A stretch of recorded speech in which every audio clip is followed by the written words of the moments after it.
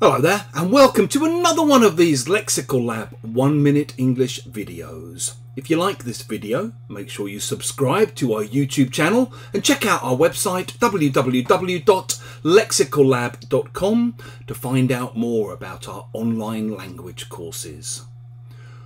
When my first child, my daughter, was born and my mum became a grandmother, she took me to one side and said, "Listen, I'm not going to be one of those mums that tries to micromanage your attempts to bring up your children.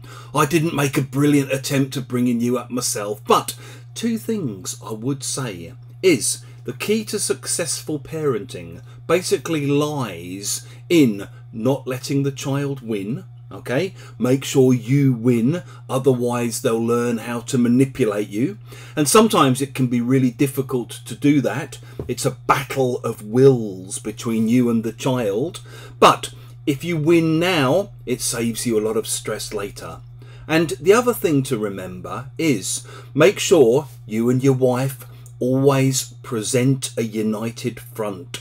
The worst thing that can happen is you say one thing to the kid and then she says another thing. You're very strict and try and punish the kid, and the kid then goes running to the mum and says, "Mum, mum, mum," and the mum gives him sympathy or her sympathy and removes the punishment that you've tried to impose on them. That way lies disaster, my mum warned me. If you send mixed messages, it messes the kid up and they don't know where they stand. Kids need to know where the lines are. They need clear boundaries. And it's difficult for you too, because sometimes you'll say something that your wife disagrees with, or vice versa. Don't let the kids know that you disagree. Sort that out amongst yourselves behind the scenes later. That way, if you're presenting a united front, you're creating stability. And of course, as I'm sure many of you will know, this isn't always easy. Sometimes one of your kids will come running in and say, "Dad, can I do this?" What did your mum say? "My mum said no." So the answer's no. Okay, that's basically how it has to work.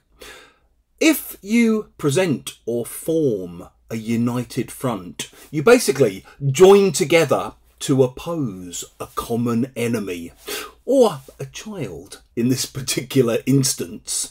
So, for example, Western countries have, by and large, formed a united front against Russian aggression in Ukraine. Sometimes companies like tech companies or gas companies or whatever may come together in a united front to oppose legislation which is trying to crack down on malpractice within their industries.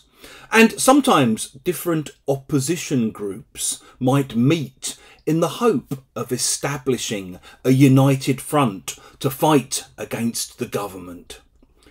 If you've enjoyed this video, click the like button. Please do share it with your friends, your students, your colleagues, and in the comment section below, we'd love to see examples of how you might use a united front.